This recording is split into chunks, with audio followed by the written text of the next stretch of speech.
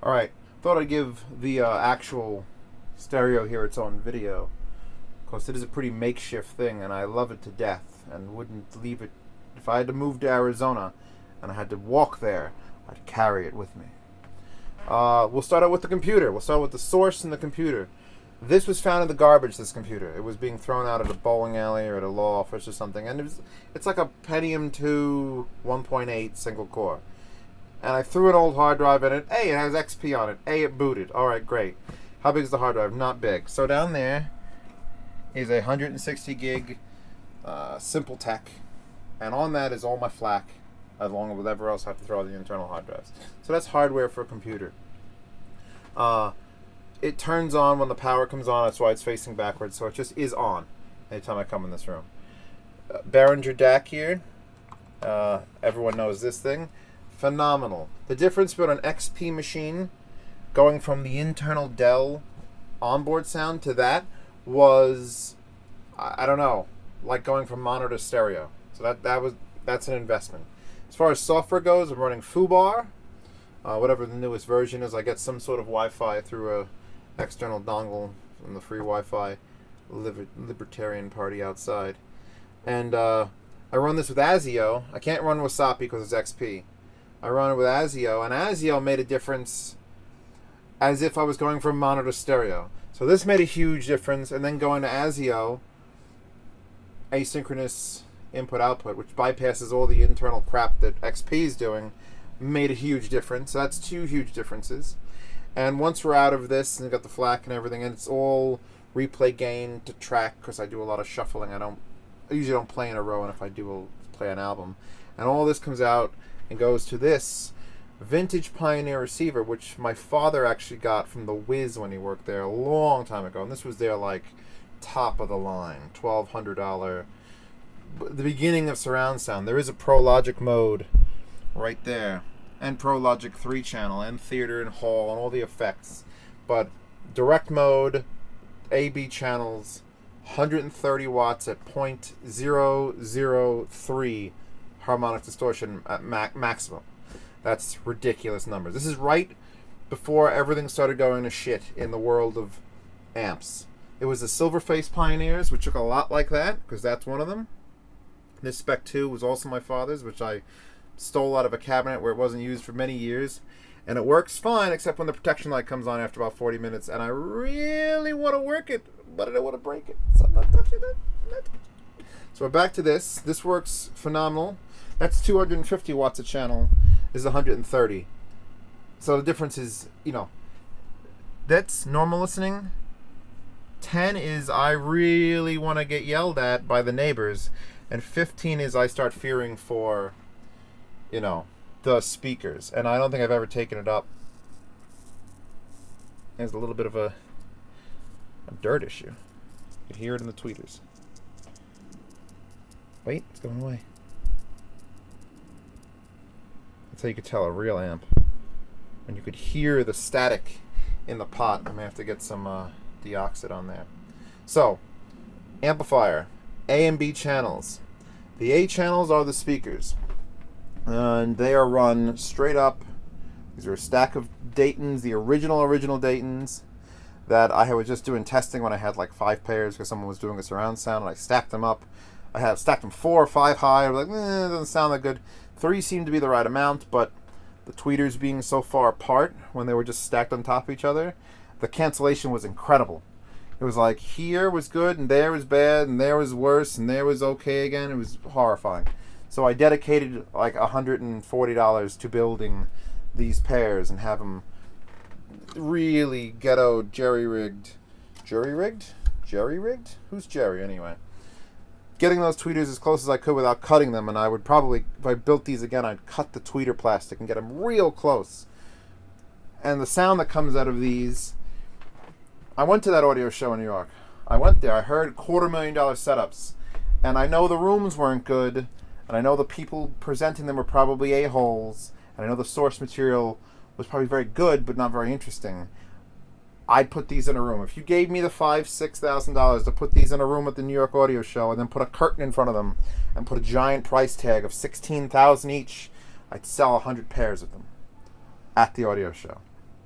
They're amazing, and I don't care what I know the measurements I've measured, but this room isn't exactly, this is a storage room that has become my work room, that has become my listening room. So it's morphed into this omni room of everything, because it gets good sun in the afternoon, and so that's the upper end.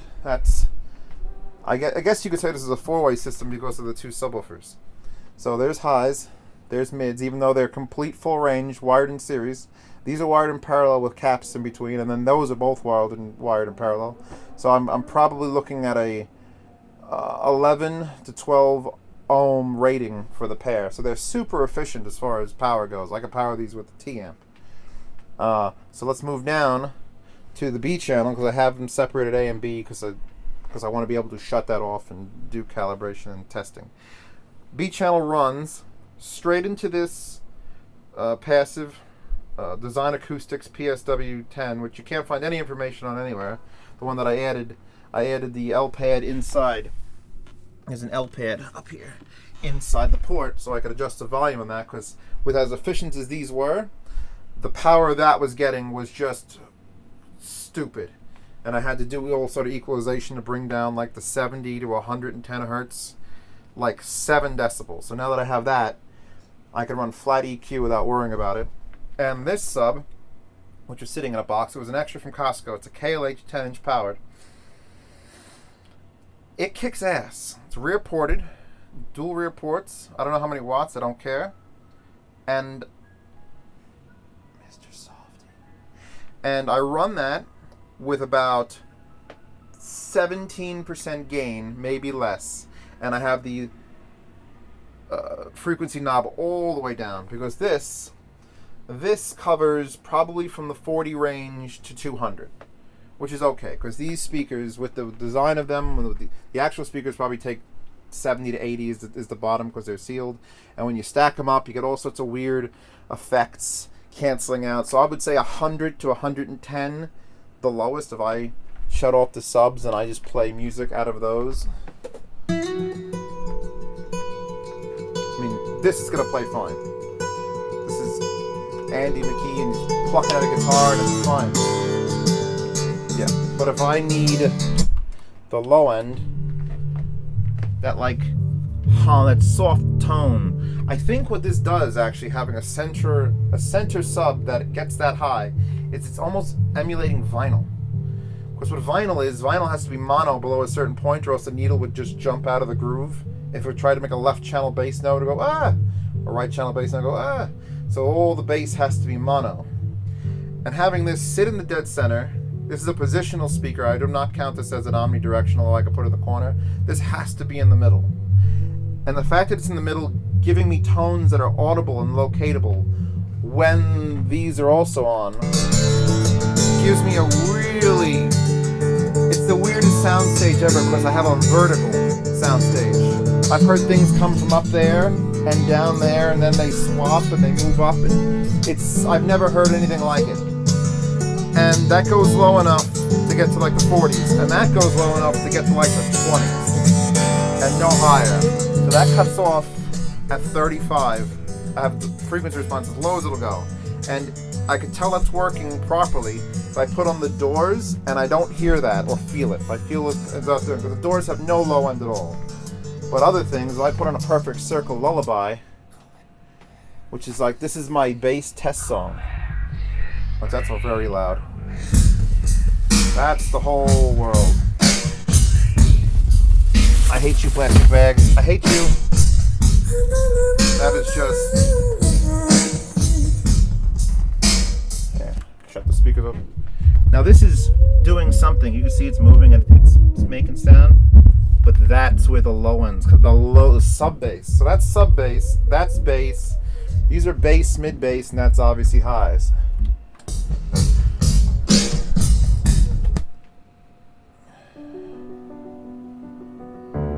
So that's my system. Sub bass, bass, bass mids. And these cut out, I think, naturally around 5K. I run them. I just unplug them. I can test everything on its own. I can shut the power off to that, test this with A off, and then hear that. I can just put that on and have to unplug a cable from there. I can unplug the tweeters and run tests with my microphone, and I can go nuts with DSPs if I felt like it. And I have played with the equalization, not full DSP modification, but certainly enough to test things. What is this, Hiromi? Yeah. And of course, the awesome chair, which can sit right there.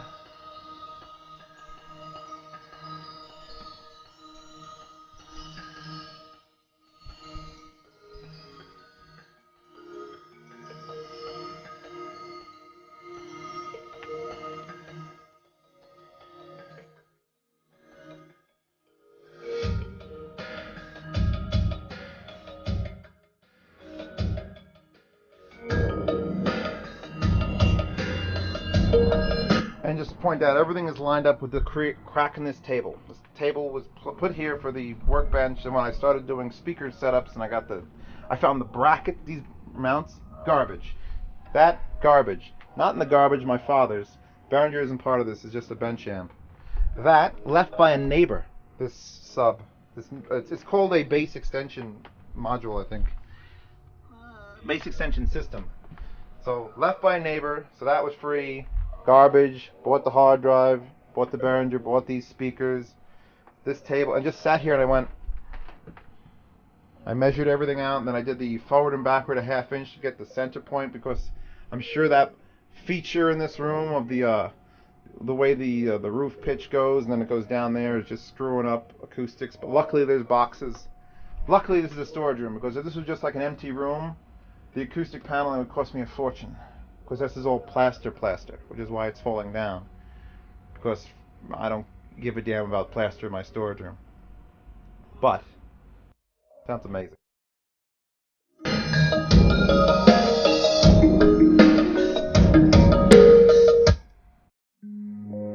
you go. Come here, chair.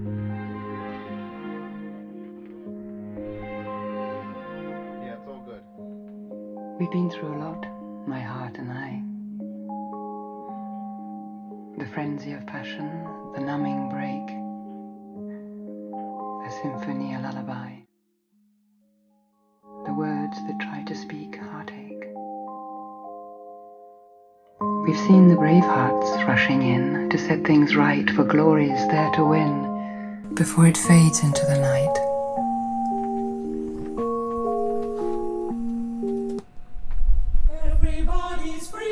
Have a seat. Everybody's free. Everybody's free. Everybody's free. Everybody's free. Together to feel good. Brother and sister together we'll make it through. Oh yeah. Someday a spirit will take you and guide you there.